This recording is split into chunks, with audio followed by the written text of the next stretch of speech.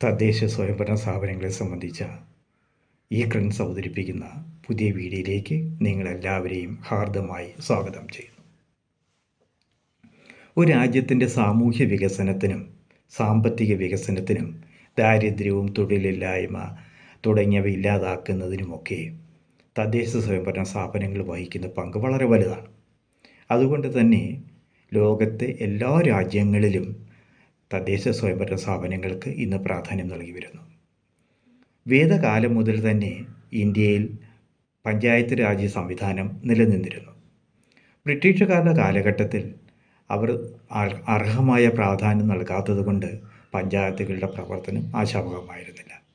അതുകൊണ്ട് തന്നെ സ്വാതന്ത്ര്യ സമര കാലഘട്ടങ്ങളിൽ ഏറ്റവും കൂടുതൽ സ്വാതന്ത്ര്യ സമര സേനാനികൾ ആവശ്യപ്പെട്ട ഒരു കാര്യമെന്ന് പറയുന്നത് പഞ്ചായത്തുകളുടെ ശാക്തീകരണമായിരുന്നു. അതിലേറ്റവും പ്രധാനപ്പെട്ടതായിരുന്നു മഹാത്മാഗാന്ധി. നമ്മുടെ രാഷ്ട്രപിതാവായ മഹാത്മാഗാന്ധിയുടെ അഭിപ്രായത്തിൽ പഞ്ചായത്തുകളായിരിക്കണം സ്വാതന്ത്ര്യത്തിൻ്റെ ഏറ്റവും അടിത്തട്ടിലെ ഒരു ഘടകമെന്ന് പറയുന്നത്. അതുമാത്രമല്ല, എല്ലാ അർത്ഥത്തിലും ഗ്രാമങ്ങൾ സ്വയം പര്യാപ്തമാകണം. ഗ്രാമങ്ങൾക്ക് ആവശ്യമായ വിഭവങ്ങൾ അവിടെ തന്നെ സ്വരൂപിക്കണം. അവിടുത്തെ വികസനം അവിടെ തന്നെ ആസൂത്രണം ചെയ്ത് നടപ്പിലാക്കണം. അരക്ഷിതാവസ്ഥയും ദാരിദ്ര്യവും നിരക്ഷരതയും ഇല്ലാത്ത ഒരു ഗ്രാമപഞ്ചായത്തുകളായിരിക്കണം ഭാരതത്തിന് ആവശ്യം എന്നുള്ള ഒരു കാഴ്ചപ്പാടായിരുന്നു മഹാത്മാഗാന്ധിക്ക് ഉണ്ടായിരുന്നത്.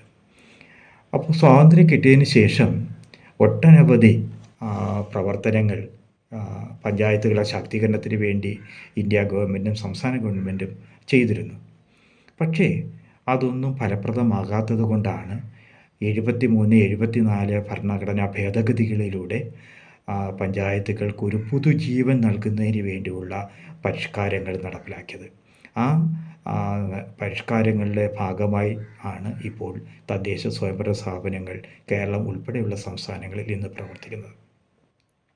നമ്മുടെ പഞ്ചായത്ത് തിരഞ്ഞെടുപ്പ് ഈ വരുന്ന നവംബർ ഡിസംബർ മാസങ്ങളിൽ നടക്കാൻ പോവുകയാണ്. ആ സമയത്ത് തദ്ദേശ സ്വയംഭരണ സ്ഥാപനങ്ങളെക്കുറിച്ചും അതിൻ്റെ അധികാരങ്ങളെക്കുറിച്ചും അതിൻ്റെ പ്രവർത്തന ശൈലിയെക്കുറിച്ചും വരുമാന മാർഗങ്ങളെക്കുറിച്ചും ഒരു സ്ഥാനാർത്ഥി തിരഞ്ഞെടുപ്പിൽ നിൽക്കണമെങ്കിൽ അദ്ദേഹത്തിന് ഉണ്ടാക്കുന്ന യോഗ്യതകളെക്കുറിച്ചുമൊക്കെ നിങ്ങളുമായി പങ്കുവയ്ക്കുക എന്നുള്ളതാണ് ഈ ക്രെഡൻസ് ഞങ്ങളിവിടെ ആഗ്രഹിക്കുന്നത്. ഇന്ന് കേരളത്തിൽ തദ്ദേശ സ്വയംഭരണ വകുപ്പിൻ്റെ കീഴിൽ പ്രവർത്തിക്കുന്ന പ്രിൻസിപ്പൽ ഡയറക്ടറേറ്റാണ് പഞ്ചായത്തുകളുടെയും നഗരാസൂത്രണവും ഒക്കെ കൈകാര്യം ചെയ്യുന്നത്. അതുകൊണ്ട് തന്നെ പ്രിൻസിപ്പൽ ഡയറക്ടറേറ്റിൻ്റെ കീഴിൽ 5 പ്രധാന വിങ്ങുകളാണുള്ളത്. 1 പഞ്ചായത്ത്, 2 ഗ്രാമവികസന, 3 നഗരകാര്യം, 4 തദ്ദേശ സ്വയംഭരണ എഞ്ചിനീയറിംഗ് വിഭാഗം, നഗര ഗ്രാമ ആസൂത്രണം തുടങ്ങിയ 5 വിങ്ങുകളാണ് ഇന്ന് പ്രവർത്തിക്കുന്നത്. കേരളത്തിലെ പഞ്ചായത്തുകളുടെയും ഇല്ലെങ്കിൽ തദ്ദേശ സ്വയംഭരണ സ്ഥാപനങ്ങളുടെ എണ്ണം നമ്മൾ നോക്കുകയാണെങ്കിൽ 1995 990 ഗ്രാമപഞ്ചായത്തുകളായിരുന്നു നമുക്കുണ്ടായിരുന്നത്. അത് 991 2000-ലും 2005 999 2010 978 2015 941 ഇപ്പോഴും 2025 941 ഗ്രാമപഞ്ചായത്തുകളാണ് ഇന്ന് നിലവിലുള്ളത്. ആ ബ്ലോക്ക് പഞ്ചായത്തുകളുടെ എണ്ണം നോക്കുകയാണെങ്കിൽ ഇപ്പോൾ 152 ബ്ലോക്ക് പഞ്ചായത്തുകളുണ്ട്. ജില്ലാ പഞ്ചായത്തുകൾ എല്ലാ ജില്ലയ്ക്കും ഒന്നായതുകൊണ്ട് തന്നെ 14 ജില്ലാ പഞ്ചായത്തുകളും 87 മുനിസിപ്പാലിറ്റികളും 6 മുനിസിപ്പൽ കോർപ്പറേഷനുമാണ് ഇപ്പോൾ 2025 നിലവിലുള്ളത്. അതിനെ സംബന്ധിച്ച് വ്യക്തമായ കണക്ക് ഞാനിവിടെ പവർ പോയിന്റിൽ കൊടുത്തിട്ടുണ്ട്. 2025 പഞ്ചായത്തുകളുടെ ഞാൻ മുമ്പ് സൂചിപ്പിച്ച് 941 ഗ്രാമപഞ്ചായത്തുകളാണ് കേരളത്തിലുള്ളത്. അതിൽ 17,337 വാർഡുകളാണ് നിലവിലുള്ളത്. അതുപോലെ തന്നെ ബ്ലോക്ക് പഞ്ചായത്തിൽ 152 ഗ്രാമ ബ്ലോക്കുകളാണ് വികസന ബ്ലോക്കുകളാണ് നമുക്കുള്ളത്. അതിൽ 2,267 വാർഡുകളാണ് ഉള്ളത്. ജില്ലാ പഞ്ചായത്ത് 14 ജില്ലാ പഞ്ചായത്തുകളുള്ളത് 346 വാർഡുകളും മുനിസിപ്പാലിറ്റികളിൽ 3240 വാർഡുകളും 6 കോർപ്പറേഷനുകൾ ഉള്ളതിൽ അതിൽ 4421 വാർഡുകളുമാണ് നമുക്കുള്ളത്. അങ്ങനെ ആകെ നമ്മൾ നോക്കുകയാണെങ്കിൽ തദ്ദേശ സ്വയംഭരണ സ്ഥാപനങ്ങൾ 1200 തദ്ദേശ സ്വയംഭരണങ്ങളാണ് നമുക്കുള്ളത്. ആ 1200 തദ്ദേശ സ്വയംഭരണ സ്ഥാപനങ്ങളിലായി 23,611 വാർഡുകളാണ് നമുക്കുള്ളത്. ഇപ്പോൾ തിരഞ്ഞെടുപ്പ് നടക്കാൻ പോകുന്നത് 23,611 വാർഡുകളിലേക്കാണ് ഇപ്പോൾ തിരഞ്ഞെടുപ്പ് നടക്കുവാൻ പോകുന്നത്. നമ്മളിതിനകത്ത് ഓരോ ജില്ലയുടെ കാര്യം നമ്മൾ പരിശോധിക്കുകയാണെങ്കിൽ തിരുവനന്തപുരം ജില്ലയിൽ മൊത്തം 1838 വാർഡുകളാണുള്ളത്. അത് ഗ്രാമപഞ്ചായത്തുകൾ 73 ഗ്രാമപഞ്ചായത്തുകളുണ്ട്. അതിൽ 1386 വാർഡുകളാണ് ഉള്ളത്. ബ്ലോക്ക് പഞ്ചായത്തുകൾ 11 ബ്ലോക്ക് പഞ്ചായത്തുകളുള്ളതിൽ 169 വാർഡുകളും ജില്ലാ പഞ്ചായത്തിൽ 28 വാർഡ്, മുനിസിപ്പാലിറ്റിയിൽ 154 വാർഡും തിരുവനന്തപുരം കോർപ്പറേഷനിൽ 101 വാർഡുകളും ഉൾപ്പെടെയാണ് ഞാൻ പറഞ്ഞ 1838 വാർഡുകൾ ഉള്ളത്. കൊല്ലം ജില്ലയിലേക്ക് പോവുകയാണെങ്കിൽ 1698 വാർഡുകളാണ് ഇപ്പോൾ 2025 കണക്കുകളനുസരിച്ച് ഉള്ളത്. അത് പത്തനംതിട്ട ജില്ലയിലാണെങ്കിൽ 1099 വാർഡുകളാണ് അവിടെ ഉള്ളത്. അവിടെ ഗ്രാമപഞ്ചായത്തിൽ 833 വാർഡുകളാണ് ഉള്ളത്. ആലപ്പുഴ ജില്ലയിലേക്ക് നമ്മൾ പോകുകയാണെങ്കിൽ 1666 വാർഡുകളാണ് മൊത്തമുള്ളത്. അതിൽ ഗ്രാമപഞ്ചായത്തുകളുടെ വാർഡുകളുടെ എണ്ണം 1253. അതുപോലെ തന്നെ കോട്ടയം ജില്ലയിലേക്ക് നമ്മൾ പോകുമ്പോൾ അവിടെ നമുക്ക് മനസ്സിലാവുന്നത് 1611 വാർഡുകളാണ് ഉള്ളത്. അതിൽ 1221 വാർഡുകളാണ് ഗ്രാമപഞ്ചായത്തുകൾക്ക് ഉള്ളത്. ഇടുക്കി ജില്ലയിൽ 1036 വാർഡുകളാണുള്ളത്. അത് ഗ്രാമപഞ്ചായത്തുകൾക്ക് 834 വാർഡുകളും ബ്ലോക്ക് പഞ്ചായത്തിന് 112 വാർഡുകളാണ് ഉള്ളത്. വിശദമായി ഞാൻ പവർ പോയിന്റിൽ കൊടുത്തിട്ടുണ്ട്. എറണാകുളം ജില്ല എന്ന് പറയുന്നത് 2220 വാർഡുകളാണ് മൊത്തമുള്ളത്. അതിൽ 1467 വാർഡുകൾ ഗ്രാമപഞ്ചായത്തുകളുടേതും 202 വാർഡുകൾ ബ്ലോക്ക് പഞ്ചായത്തിൻ്റെതും മുനിസിപ്പൽ കോർപ്പറേഷന് 76 വാർഡുകളും മുനിസിപ്പാലിറ്റികൾക്ക് 447 വാർഡുകളുമാണ് ഉള്ളത്. തൃശ്ശൂർ ജില്ലയിൽ മൊത്തം വാർഡുകളുടെ എണ്ണം 2204. അതിൽ 1601 വാർഡുകളാണ് ഗ്രാമപഞ്ചായത്തുകൾക്ക് ഉള്ളത്. ബ്ലോക്ക് പഞ്ചായത്തുകൾ 231 വാർഡുകളാണ് ഉള്ളത്. മുനിസിപ്പൽ കോർപ്പറേഷന് 56 വാർഡുകളുമാണ് ഉള്ളത്. അത് പാലക്കാട് ജില്ലയിലാണെങ്കിൽ 2116 വാർഡുകളാണ് അവിടെ ഉള്ളത്. അവിടെ 109 തദ്ദേശ സ്വയംഭരണ സ്ഥാപനങ്ങളാണ് ഉള്ളത്. അത് ഗ്രാമപഞ്ചായത്തുകൾക്ക് 1636 വാർഡുകളാണ് ഉള്ളത്. മലപ്പുറം ജില്ല നമുക്ക് എല്ലാവർക്കും അറിയാവുന്നതുപോലെ വലിയ ജില്ലയാണ്. അവിടെ 2789 വാർഡുകളാണ് നിലവിലുള്ളത്. അതിൽ ഗ്രാമപഞ്ചായത്തുകൾക്ക് മാത്രം 2001 വാർഡുകളാണ് ഉള്ളത്. ബ്ലോക്ക് പഞ്ചായത്തിന് 250 വാർഡുകളും ജില്ലാ പഞ്ചായത്തിന് 33 വാർഡുകളും മൊത്തമുള്ള 12 മുനിസിപ്പാലിറ്റികളിലായിട്ട് 505 വാർഡുകളുമാണ് മലപ്പുറം ജില്ലയിലുള്ളത്. കോഴിക്കോട് ജില്ലയിലാകട്ടെ 1903 വാർഡുകളാണ് നിലവിലുള്ളത്. അതിൽ 1341 വാർഡുകൾ ഗ്രാമപഞ്ചായത്തിൻ്റേത് മാത്രമാണ്. വയനാട് ജില്ലയിൽ ചെറിയ ജില്ലയാണ്. 629 വാർഡുകൾ മാത്രമേ ഉള്ളൂ. അവിടെ 450 വാർഡുകൾ ഗ്രാമപഞ്ചായത്തിൻ്റേതാണെങ്കിൽ 51 വാർഡുകൾ ബ്ലോക്ക് പഞ്ചായത്തിൻ്റേതും 103 വാർഡുകൾ മുനിസിപ്പാലിറ്റിയുടേതും 17 വാർഡുകൾ ബ്ലോക്ക് പഞ്ചായത്തിൻ്റേതുമാണ്. അവിടെ മുനിസിപ്പൽ കോർപ്പറേഷനുകൾ നിലവിലില്ല. കണ്ണൂർ ജില്ലയിൽ ആകെ 1847 വാർഡുകളാണുള്ളത്. അവിടെ 1271 വാർഡുകൾ ഗ്രാമപഞ്ചായത്തുകളുടേതാണെങ്കിൽ 162 വാർഡുകൾ ബ്ലോക്ക് പഞ്ചായത്തിൻ്റേതും 333 വാർഡുകൾ മുനിസിപ്പാലിറ്റിയുടേതും ആണ്. കാസർഗോഡ് ജില്ല ഏറ്റവും അവസാനത്തെ ജില്ലയാണ്. 955 വാർഡുകളാണ് ഉള്ളത്. അവിടെ തദ്ദേശ സ്വയംഭരണ സ്ഥാപനങ്ങളിൽ മൊത്തം 47 തദ്ദേശ സ്വയംഭരണ സ്ഥാപനങ്ങളാണുള്ളത്. അവിടെ ഗ്രാമപഞ്ചായത്തുകളുടെ എണ്ണം 725. അപ്പോൾ നമുക്കിനി നോക്കേണ്ടത് ഞാനീ പറഞ്ഞ വാർഡുകളിൽ 50% സംവരണമാണ്. അത് പട്ടികജാതി, പട്ടികവർഗ, വനിതകൾക്കായി വിവിധ തലങ്ങളിൽ അവർക്ക് റിസർവേഷൻ ചെയ്തു വച്ചിട്ടുണ്ട്. അത് ഗ്രാമപഞ്ചായത്തിലും ബ്ലോക്ക് പഞ്ചായത്തിലും ജില്ലാ പഞ്ചായത്തിലും മുനിസിപ്പാലിറ്റികളിലും മുനിസിപ്പൽ കോർപ്പറേഷനുകളിലും അംഗങ്ങളും അതുപോലെ തന്നെ കോർപ്പറേഷൻ ചെയർമാൻ അല്ലെങ്കിൽ ഗ്രാമപഞ്ചായത്ത് പ്രസിഡൻറ്റ് തുടങ്ങിയ പോസ്റ്റുകളിലെല്ലാം ഇത്തരം നമ്മൾ സംവരണം ചെയ്തിട്ടുണ്ട്. ആ സംവരണ തസ്തികകൾ തീരുമാനിക്കുന്നതിന് ലോട്ടറി മെത്തേഡാണ് ഉപയോഗിക്കുന്നത്. അതിന് പ്രത്യേക മാർഗനിർദ്ദേശങ്ങൾ സ്റ്റേറ്റ് ഇലക്ഷൻ കമ്മീഷൻ പുറപ്പെടുവിച്ചിട്ടുണ്ട്. ഇതിനകം തന്നെ സംസ്ഥാനത്തുള്ള എല്ലാ വാർഡുകളിലും സംവരണ വാർഡുകൾ തീരുമാനിക്കപ്പെട്ട് കഴിഞ്ഞു. ഇനി ഞാൻ പറയാൻ പോകുന്നത് ഈ തദ്ദേശ സ്വയംഭരണ സ്ഥാപനങ്ങളിലെ പ്രധാനമായ ചുമതലകൾ എന്താണ്, പ്രധാനപ്പെട്ട ജോലികൾ എന്തൊക്കെയാണ് എന്നുള്ളതാണ്.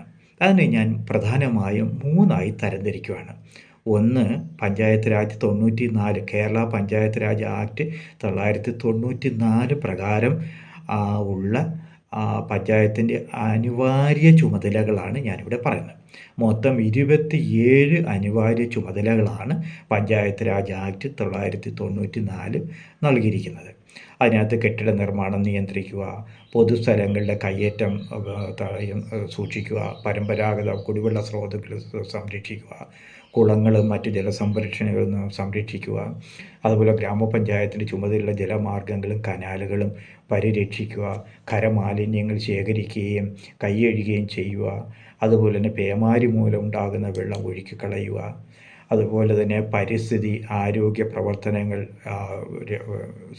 സംരക്ഷിക്കുക, പൊതു മാർക്കറ്റുകൾ പരിപാലിക്കുക, അതുപോലെ തന്നെ സാംക്രമിക രോഗവാഹികളെ നിയന്ത്രിക്കുക, മൃഗങ്ങളുടെ കശാപ്പ്, മാംസം, മത്സ്യം എന്നിവ കേടുവരാതെ മറ്റു ഭക്ഷ്യവസ്തുക്കൾ എന്നിവയുടെ വിൽപ്പനയെ നിയന്ത്രിക്കുകയും സംരക്ഷിക്കുകയും ചെയ്യുക, ഭക്ഷണശാലകളെ നിയന്ത്രിക്കുക, ഭക്ഷണത്തിൽ മായം ചേർക്കുന്നത് തടയുക, റോഡുകളും മറ്റ് പൊതുമുതലുകളും സംരക്ഷിക്കുക, തെരുവ് വിളക്കുകൾ കത്തിക്കുക, അതുപോലെ തന്നെ രോഗപ്രതിരോധ നടപടികൾ സ്വീകരിക്കുക, രോഗപ്രതിരോധത്തിലും നിയന്ത്രണത്തിനും ആവശ്യമായ ദേശീയതലത്തിലും സംസ്ഥാനത്തിലുമുള്ള തന്ത്രങ്ങളും പരിപാടികളും ഫലപ്രദമായി തദ്ദേശ സ്വയംഭരണ സ്ഥാപനങ്ങളിൽ നടപ്പിലാക്കുക, അതുപോലെ തന്നെ ശവപ്പറമ്പുകളും ശ്മശാനങ്ങളും സ്ഥാപിക്കുകയും അതിൻ്റെ സംരക്ഷണം ഏറ്റെടുക്കുകയും ചെയ്യുക, ജനനവും മരണവും, അത് വളരെ പ്രധാനപ്പെട്ട ഒരു കർത്തവ്യമാണ്, ജനനവും മരണവും രജിസ്റ്റർ ചെയ്യുക, അതുപോലെ തന്നെ കുളിക്കടവുകൾ, ഇപ്പോൾ കുളിക്കടവുകളുടെ എണ്ണം വളരെ കുറവാണ്, എന്നാലും കുളിക്കടവുകളും അലക്ക് കടവുകളും സ്ഥാപിക്കുക, യാത്രക്കാർക്കായി വെയിറ്റിംഗ് ഷെഡ് നിർമ്മിക്കുക,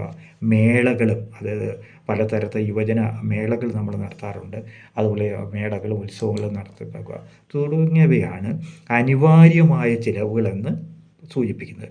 മുമ്പ് ഞാൻ സൂചിപ്പിച്ചതുപോലെ 27 അനിവാര്യ ചുമതലകളാണ് തദ്ദേശ സ്വയംഭരണ പ്രത്യേകിച്ചും ഗ്രാമപഞ്ചായത്തുകൾക്കായി നിർവഹിക്കുവാനുള്ളത്. ഞാനിത് പൊതുവായ ചുമതലകളെന്ന ക്ലാസിഫിക്കേഷനിൽ മറ്റ് ചില കാര്യങ്ങൾ ഞാൻ പറയാം.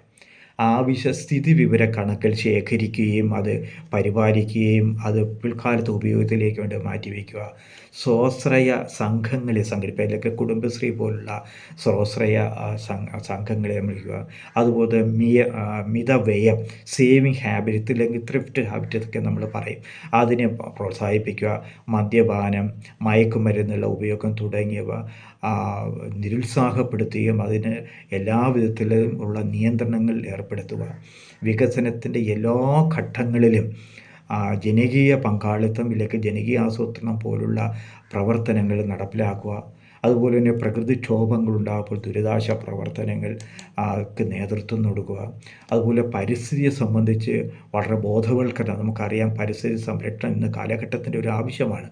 അതുപോലെ തന്നെ ആഗോളതലത്തിൽ തന്നെ നമ്മൾ പരിസ്ഥിതി സംരക്ഷണത്തിന് വേറെ പ്രാധാന്യം കൊടുത്തുകൊണ്ടിരിക്കുകയാണ്.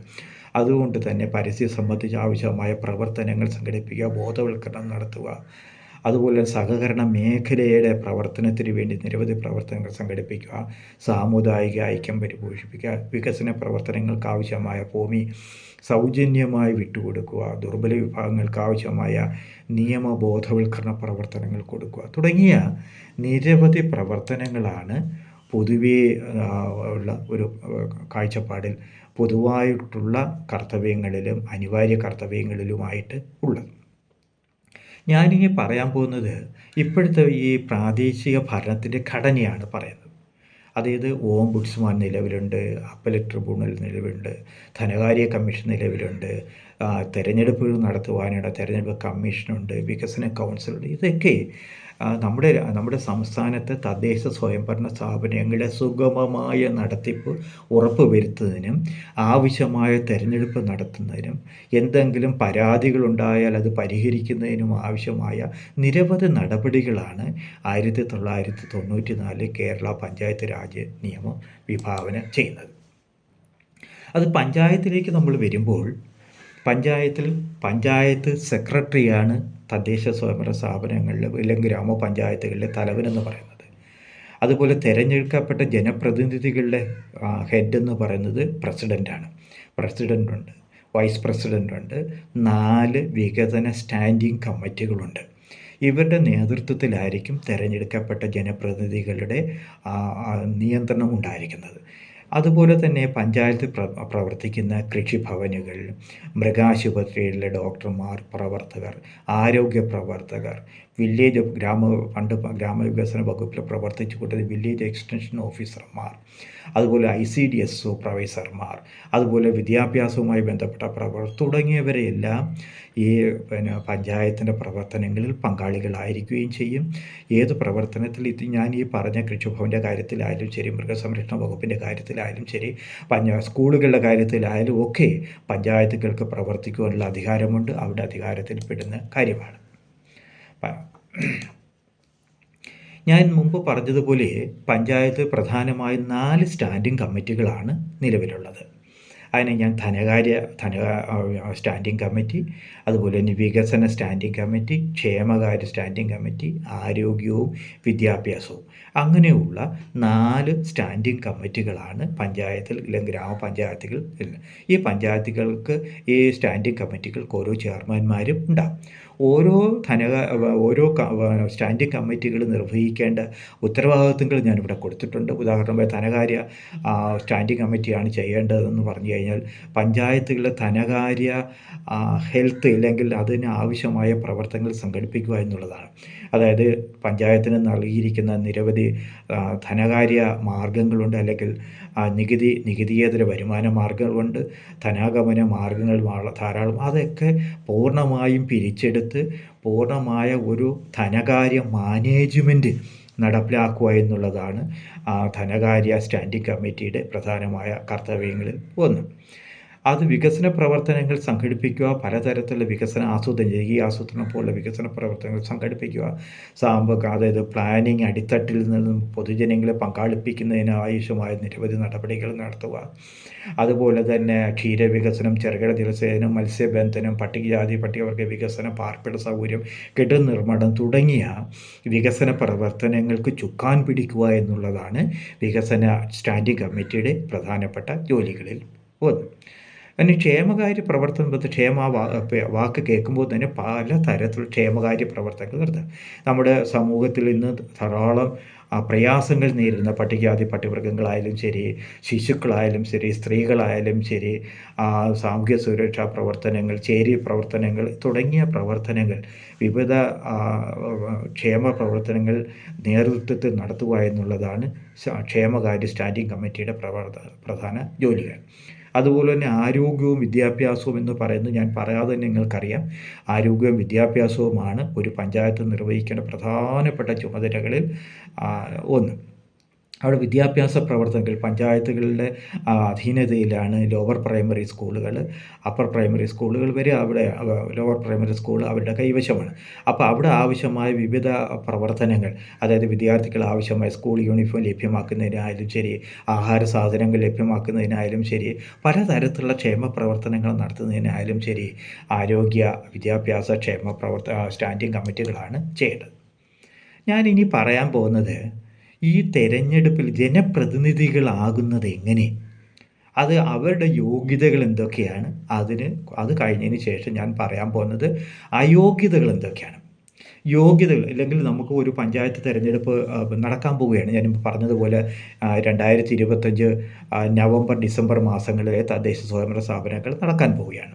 അപ്പോൾ ഇവിടെ ഒരു വ്യക്തിക്ക് തദ്ദേശ സ്വയംഭരണ സ്ഥാപനത്തിൽ പങ്കാളികളാണെങ്കിൽ തിരഞ്ഞെടുപ്പിൽ നിൽക്കണമെങ്കിൽ പ്രധാനമായും ഉള്ള യോഗ്യതകളെന്ന് പറയുന്നത്, ഒന്ന്, ആ പഞ്ചായത്തിൽ ഏതെങ്കിലും ഒരു നിയോജക മണ്ഡലത്തിലെ വോട്ടർ പട്ടികയിൽ പേര് ഉണ്ടായിരിക്കണം.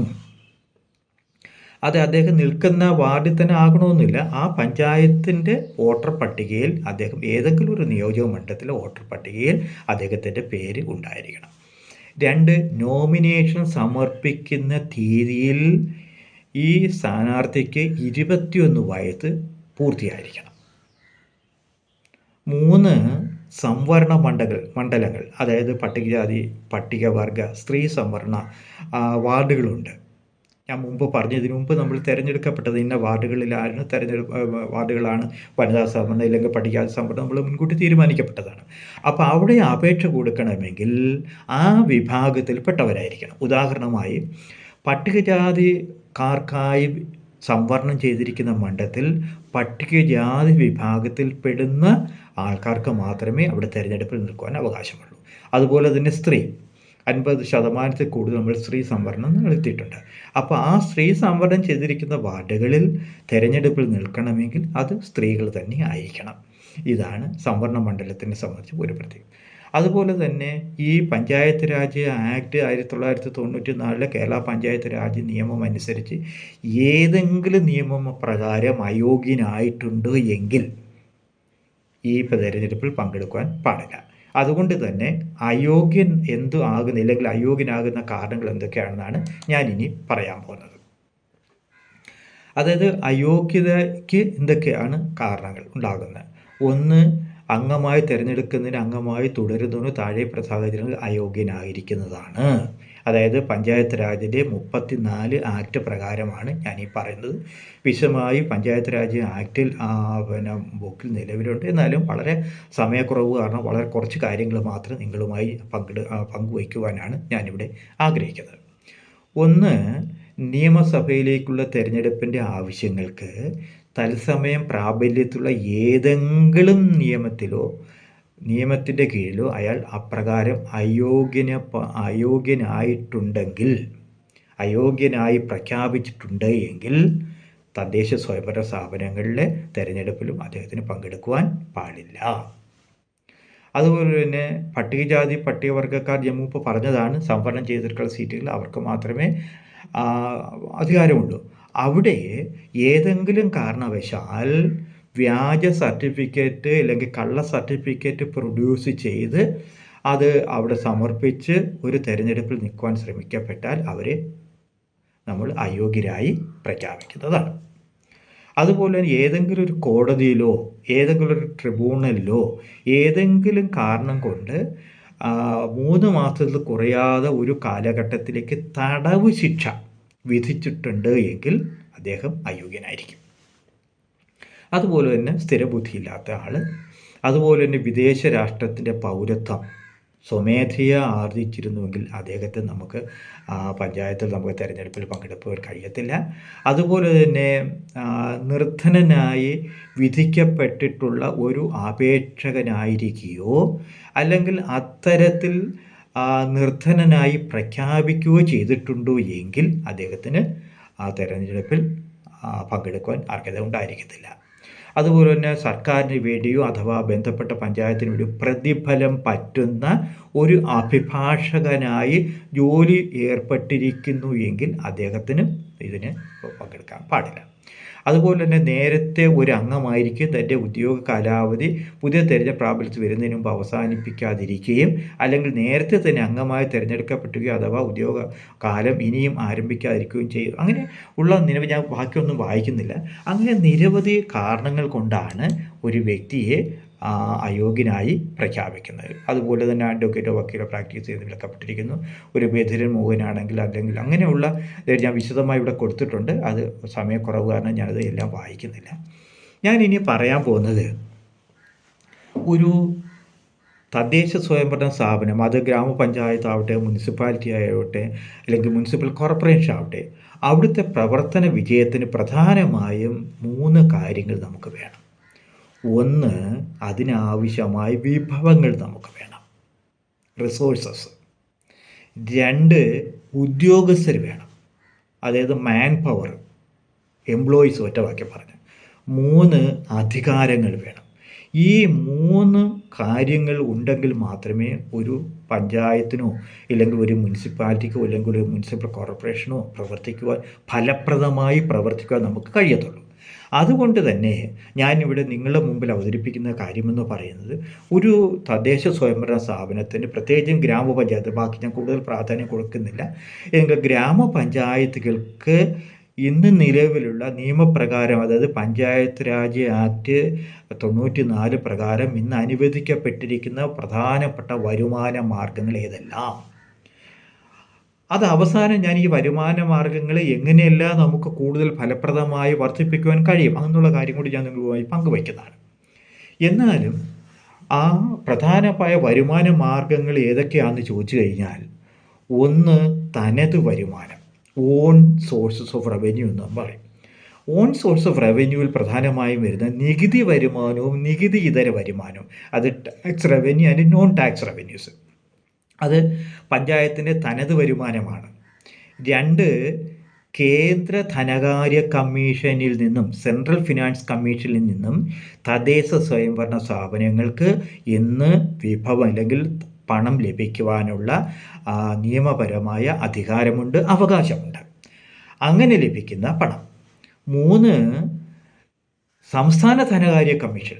നമുക്ക് ഓരോ 5 വർഷം കൂടുമ്പോഴും പഞ്ചായത്ത് രാജ് നിയമം അനുസരിച്ച് പഞ്ചായത്തുകളുടെ സാമ്പത്തിക സ്ഥിതിയെ പഠനം ചെയ്തതിന് ശേഷം അവർക്ക് ലഭ്യമാക്കേണ്ട ഒരു തുക ധനകാര്യ കമ്മീഷൻ മുഖാന്തരം പഞ്ചായത്തുകൾക്ക് ലഭിക്കും.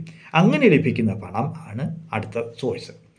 ഇതിനൊക്കെ പുറമെയാണ് സംസ്ഥാനത്ത് നിന്ന് ബജറ്റ് വിഹിതമായി, അതായത് സംസ്ഥാന ബജറ്റ് നിയമസഭയിൽ അവതരിപ്പിക്കുമ്പോൾ നമുക്ക് 2-3 ഹെഡുകളിലായി, അത് മെയിൻ്റനൻസ് ഫണ്ടായാലും ശരി, അങ്ങനെ വികസന ഫണ്ടായാലും ശരി, അങ്ങനെ പല ഹെഡുകളിലായി സംസ്ഥാന നിയമസഭയിൽ കൂടെ നമുക്ക് ലഭിക്കുന്ന ബജറ്ററി സോഴ്സസ് ഓഫ് റവന്യൂ എന്നുള്ളതാണ് അടുത്തത്. എന്നിട്ട് ഗ്രാമപഞ്ചായത്തുകൾക്കായാലും ശരി, മുനിസിപ്പൽ കോർപ്പറേഷനുകൾക്കായാലും ശരി, ജില്ലാ പഞ്ചായത്തായാലും ശരി, അവരുടെ ആസ്തി, ഉദാഹരണമായി ഒരു ഷോപ്പിംഗ് കോംപ്ലക്സ് ഉണ്ടെന്നിരിക്കട്ടെ, ആ ഷോപ്പിംഗ് കോംപ്ലക്സിൽ നിന്നുള്ള വരുമാനം, അങ്ങനെയുള്ള ആസ്തികളിൽ നിന്നും ലഭിക്കുവാൻ സാധ്യതയുള്ള വരുമാനമാണ് മറ്റൊരു സോഴ്സ്. ഇതിന് മറ്റൊരു സോഴ്സ് എന്ന് പറയുന്നത് ഗുണഭോക്തൃ വരുമാനമാണ്. അതായത് നമ്മൾ ഒരു പ്രവർത്തനത്തിന് വേണ്ടി, ഇല്ലെങ്കിൽ ഒരു വീട് വയ്ക്കാൻ കൊടുക്കുന്നു, വീട് വയ്ക്കാൻ ധനസഹായം ചെയ്യുന്നു, 90% വിഹിതം സംസ്ഥാന അല്ലെങ്കിൽ ഗ്രാമപഞ്ചായത്ത് കൂടിയും 10% ഗുണഭോക്തൃ വിഹിതവും. അപ്പോൾ ആ ഗുണഭോക്തൃ വിഹിതം, അല്ലെങ്കിൽ നമ്മൾ റോഡ് വെട്ടുമ്പോഴത്തേന് അവിടെയുള്ള പ്രാദേശികമായി സ്വരൂപിക്കുവാൻ കഴിയുന്ന പണത്തെയാണ് നമ്മൾ ഗുണഭോക്തൃ വിഹിതം എന്ന് പറയുന്നത്. അത് കാശായിട്ടും വരാം, അല്ലെങ്കിൽ സന്നദ്ധ പ്രവർത്തനമായിട്ടും വരാം. അങ്ങനെ ലഭിക്കുന്ന വിഹിതമാണ് അടുത്തത്. ഇതിലൊക്കെ പുറമേ തദ്ദേശ സ്വയംഭരണ സ്ഥാപനങ്ങൾക്ക് വായ്പ വാങ്ങുന്നതിനും BOT മുഖാന്തരം പ്രവർത്തനങ്ങൾ നടപ്പിലാക്കുവാനുമുള്ള നിയമപരമായ അവകാശങ്ങളുണ്ട്, അധികാരങ്ങളുണ്ട്. അതൊക്കെയാണ് കേരളത്തിൽ തദ്ദേശ സ്വയംഭരണ സ്ഥാപനങ്ങളിലെ തനത് വരുമാനം അല്ലെങ്കിൽ വരുമാന മാർഗങ്ങളെന്ന് പറയുന്നത്. തനത് വരുമാനത്തിൽ ഏറ്റവും പ്രധാനപ്പെട്ടതാണ് നികുതി വരുമാനം എന്ന് പറയുന്നത്.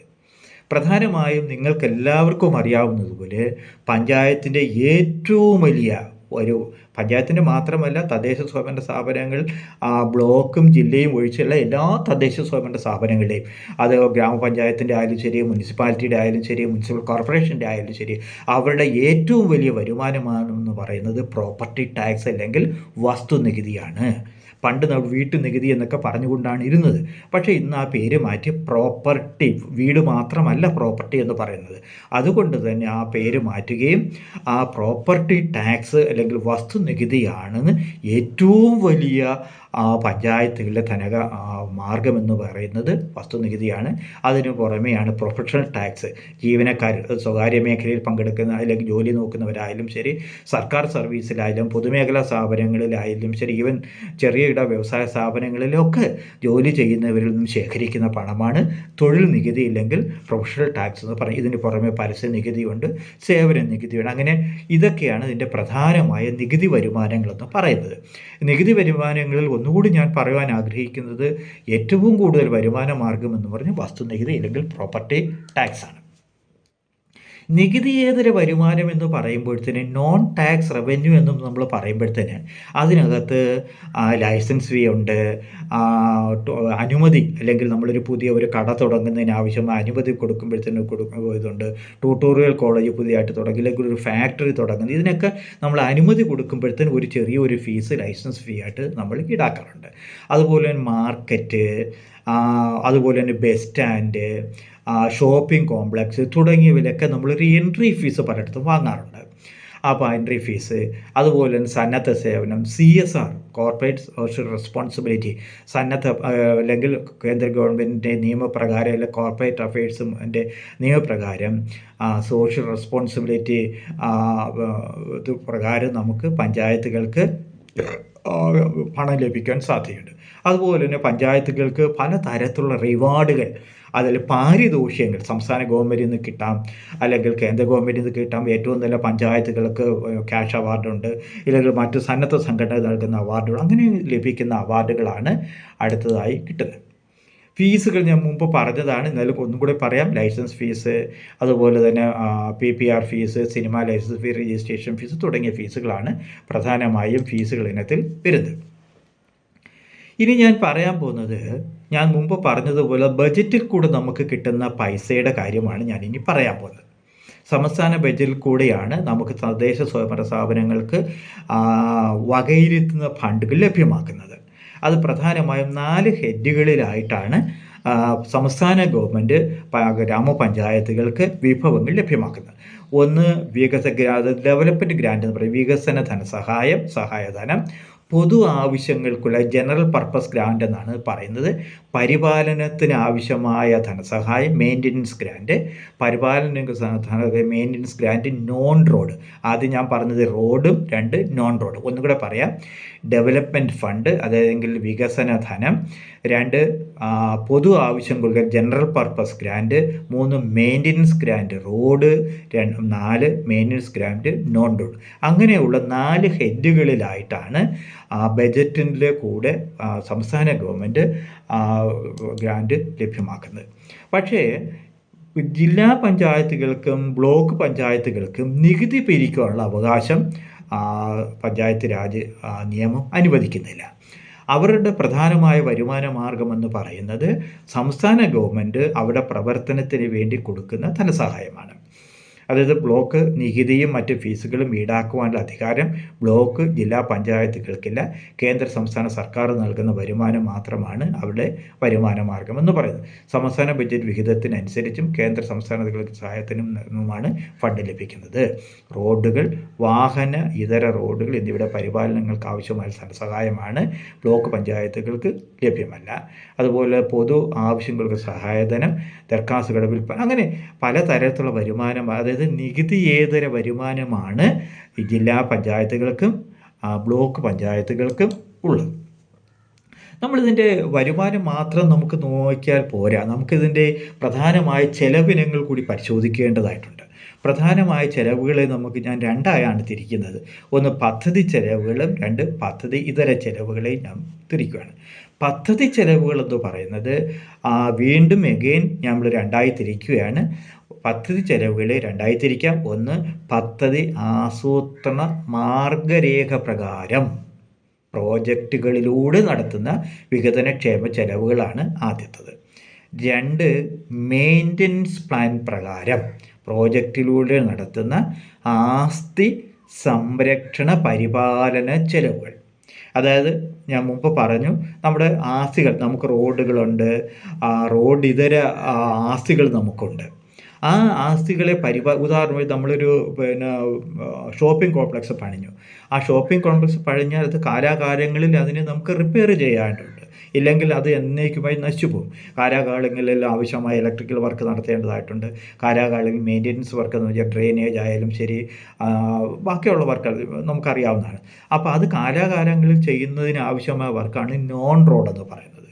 അതുപോലെ തന്നെ റോഡ് മഴക്കാലമായി കഴിഞ്ഞ റോഡുകളെല്ലാം നശിച്ചു പോകും. അപ്പോൾ ആ മഴക്കാലമായാലും ശരി അല്ലെങ്കിലും ശരി കാലോചിതമായി അല്ലെങ്കിൽ ഒരു പീരിയോഡിക്കലായി നമ്മൾ ചെയ്യേണ്ട maintenance work, road maintenance work, ആ റോഡ് മെയിൻ്റെനൻസ് വർക്ക് ആണ് ഒന്ന്. 2 നോൺ റോഡ് മെയിൻ്റെനൻസ് വർക്കാണ് രണ്ടാമത്തുള്ളത്. ഇനി ഞാനിവിടെ പറയാൻ പോകുന്നത് പദ്ധതിയേതര ചെലവുകൾ. പദ്ധതി ചെലവുകൾ മാത്രമല്ല ഒരു പഞ്ചായത്തിനെ സംബന്ധിച്ചുള്ള പദ്ധതിയേതര ചെലവുകൾ. അതിനകത്താണ് കണ്ടിൻജൻസി ചെലവുകൾ വരുന്നത്. അതുപോലെ തന്നെ ജീവനക്കാരുടെ ശമ്പളം മറ്റുള്ള ആനുകൂല്യം കൊടുക്കേണ്ടി വരുന്നത്, അതുപോലെ ലൈബ്രറി പ്രവർത്തിപ്പിക്കുന്നതിനാവശ്യമായ ചിലവുകൾ വരുന്നത്, പത്രങ്ങൾ വാങ്ങുന്നെങ്കിൽ അതിന് ചിലവുകൾ, സ്ട്രീറ്റ് ലൈറ്റുകൾ വയ്ക്കുന്നത്, അങ്ങനെയുള്ള ഇതൊക്കെ നമുക്ക് സാധാരണ നമുക്ക് പ്രതീക്ഷിക്കാവുന്ന ചിലവുകളാണ്. പക്ഷേ മറ്റ് ചിലവുകളുണ്ട് നമുക്കൊരു കാരണവശാലും നമുക്ക് പ്രതീക്ഷിക്കുവാൻ സാധ്യതയില്ലാത്ത ചിലവ്. ഉദാഹരണമായി ഒരു ഫ്ലഡ് വരികയാണ്, നമുക്കതിന് പ്രതീക്ഷിക്കാൻ പറ്റാത്തതാണ്. അങ്ങനെ പ്രത്യേകിച്ചും ഫ്ലഡ് പോലുള്ള ഇല്ലെങ്കിൽ കോവിഡ് പോലുള്ള മഹാമാരികളൊക്കെ വരുമ്പോൾ തന്നെ അതൊന്നും നമുക്ക് അൺഎക്സ്പെക്റ്റഡായി നമുക്ക് ചിലവ് ചെയ്യേണ്ടി വരുന്ന തുകകളാണ്. അപ്പോൾ അതൊന്നും നമുക്ക് അതാണ് അസാധാരണ ചിലവുകളിൽ അടിയന്തര പ്രവർത്തനങ്ങൾക്ക് വേണ്ടി വരുന്ന ചിലവുകളെന്ന് പറയുന്നത്. അപ്പോൾ ഞാനിവിടെ നിങ്ങളോട് മുമ്പിൽ പറഞ്ഞു കഴിഞ്ഞു പ്രധാനപ്പെട്ട വരുമാന മാർഗ്ഗങ്ങൾ ഏതാണ്, ചിലവുകൾ. അപ്പോൾ നമ്മളിതിൻ്റെ ഒരു കണക്കിൽ നമ്മൾ പരിശോധിക്കുകയാണെങ്കിൽ ഇന്ത്യയിലെ പഞ്ചായത്തുകളിലെ കണക്ക്, പ്രത്യേകിച്ചും 2022-23 കണക്കുകൾ പരിശോധിക്കുകയാണെങ്കിൽ അവർക്ക് ആവശ്യമായ വരുമാനത്തിൽ അല്ലെങ്കിൽ ചിലവുകൾക്ക് നടത്തുന്നതിന് ആവശ്യമായ വരുമാനത്തിൻ്റെ 21% മാത്രമാണ് അവർക്ക് തനത് വരുമാനം എന്ന് പറയുന്നത്. അല്ലെങ്കിൽ സ്വന്തമായി ഇല്ലെങ്കിൽ ഗ്രാമപഞ്ചായത്തുകൾ സ്വന്തം നിലയ്ക്ക് മൊബൈലൈസ് ചെയ്യുന്ന പണമെന്ന് പറയുന്നത് വെറും 21% മാത്രമാണ്. ബാക്കിയുള്ള പൈസ മുഴുവൻ, ബാക്കിയുള്ള ധനാഗമനം മൊത്തം ഒന്നുകിൽ സംസ്ഥാന ഗവൺമെൻറ്റിൽ നിന്ന് ലഭിക്കുന്നത്, ഇല്ലെങ്കിൽ കേന്ദ്ര സർക്കാരിൽ നിന്ന് ലഭിക്കുന്നത്, ഇല്ലെങ്കിൽ ധനകാര്യ കമ്മീഷനിൽ നിന്ന് ലഭിക്കുന്നത്, ഇല്ലെങ്കിൽ മറ്റേതെങ്കിലും സ്രോതസ്സുകളിൽ നിന്ന് ലഭിക്കുന്നതാണ്. അപ്പോൾ 21% നമുക്ക് തനത് വരുമാനത്തിൽ കൂടെ ലഭിക്കുന്നത്. അത് കേരളത്തിലേക്ക് വരുമ്പോഴത്തേന് 2019-20 കണക്കുകളാണുള്ളത്. അതിനകത്ത് നമ്മുടെ കേരളത്തിൽ തദ്ദേശ സ്വയംഭരണ തനത് വരുമാനത്തെക്കുറിച്ച് ഞാൻ കൊടുത്തിട്ടുണ്ട്. 2.75% നമ്മുടെ വരുമാനത്തിൻ്റെ അല്ലെങ്കിൽ മൊത്തം ചെലവുകളുടെ അനുപാതത്തിൽ നമ്മൾ കൊടുത്തിരിക്കുന്നത്. അപ്പോൾ ഞാനിവിടെ പറയുവാനായി സൂചിപ്പിച്ച ഒരു കാര്യമെന്ന് പറയുന്നത് പഞ്ചായത്തുകളുടെ നിലനിൽപ്പ് വളരെ പ്രധാനമാണ്. തദ്ദേശ സ്വയംഭരണ സ്ഥാപനങ്ങൾ നിലനിന്നെങ്കിൽ മാത്രമേ സാമൂഹിക പുരോഗതി ആയാലും ശരി, കാര്യക്ഷമമായ പ്രാദേശിക വികസനം ആയാലും ശരി, അസമത്വങ്ങൾ കുറയ്ക്കുന്നതിനായാലും ശരി, ജനകീയ ആസൂത്രണം പോലുള്ള പദ്ധതികളിലെ തദ്ദേശമായി ആവശ്യമായ പദ്ധതികൾ നടപ്പിലാക്കുന്നതിനായാലും ശരി, ശക്തമായ ഒരു തദ്ദേശ സ്വയംഭരണ സംവിധാനം ഇന്ത്യയിൽ ഉണ്ടായെങ്കിൽ മാത്രമേ കഴിയത്തുള്ളൂ. ഇതിന് പണം ഒരു ആവശ്യമായ ഒരു ഘടകമാണ്. നമുക്ക് ആവശ്യമായ വിഭവങ്ങൾ സംഭരിക്കുവാൻ കഴിയുന്നില്ല എന്നുള്ളതാണ് തദ്ദേശ സ്വയംഭരണ സ്ഥാപനങ്ങൾ ഇന്ന് നേരിടുന്ന പ്രധാനപ്പെട്ട വെല്ലുവിളികൾ ഏറ്റവും പ്രധാനപ്പെട്ടത്. തദ്ദേശ സ്വയംഭരണ സ്ഥാപനങ്ങൾക്ക് ആവശ്യമായ പ്രവർത്തനങ്ങൾ സംഘടിപ്പിക്കുന്നതിനാവശ്യമായ പണം തദ്ദേശ സ്വയംഭരണങ്ങൾ സ്വരൂപിക്കുവാൻ നമുക്ക് കഴിയുന്നില്ല. ഇത് മാറ്റിയെടുത്തേ കഴിയത്തുള്ളൂ. തനത് വരുമാനം വർദ്ധിപ്പിക്കുന്നതിന് പുറമേ നികുതി വരുമാനം വർദ്ധിപ്പിക്കുന്നതിന് പുറമേ നികുതിയേതര വരുമാനം വർദ്ധിപ്പിക്കുന്നതിന് വേണ്ടിയുള്ള ശ്രമങ്ങൾ നമ്മൾ നടത്തേണ്ടിയിരിക്കുന്നു. അതിനോടൊപ്പം സംസ്ഥാന ഗവൺമെൻറ്റിൽ നിന്നുമുള്ള വിഹിതവും കേന്ദ്ര ഗവൺമെൻറ്റിൽ നിന്നുള്ള വിഹിതവും കൃത്യമായി നമുക്ക് ലഭിക്കുന്നു എന്നുള്ളത് നമുക്ക് അർഹമായ വരുമാനം അല്ലെങ്കിൽ അർഹമായ വിഭവങ്ങൾ ഈ മേൽ ഘടകങ്ങളിൽ നിന്നും സംസ്ഥാന ഗവൺമെൻറ്റിൽ നിന്നായാലും ശരി മറ്റ് ഘടകങ്ങളിൽ നിന്നായാലും ശരി നമുക്ക് ലഭിക്കുന്നതും ഉറപ്പാക്കിയെങ്കിൽ മാത്രമേ നമുക്ക് മുന്നോട്ട് പോകുവാൻ കഴിയത്തുള്ളൂ. ജനാധിപത്യ പ്രക്രിയയുടെ ഏറ്റവും അടിസ്ഥാന ഘടകം ഇതാണ്. വികസനത്തിന് വേണ്ടിയുള്ള ഏറ്റവും സുപ്രധാനമായ കണ്ണി എന്ന് പറയുന്നതും തദ്ദേശ സ്വയംഭരണ സ്ഥാപനങ്ങളാണ്. അത് ശാക്തീകരിക്കേണ്ടത് നമ്മുടെ ഓരോരുത്തരുടെയും കടമയാണ്. ആ കടമ നിർവഹിക്കുന്നതിന് നിങ്ങളോടൊപ്പം ഞങ്ങളുമുണ്ടാവും. കേട്ടുകൊണ്ടിരുന്ന നിങ്ങളെല്ലാവർക്കും ഈ ക്രെഡൽസിൻ്റെ പേര് എൻ്റെ സ്വന്തം പേരിൽ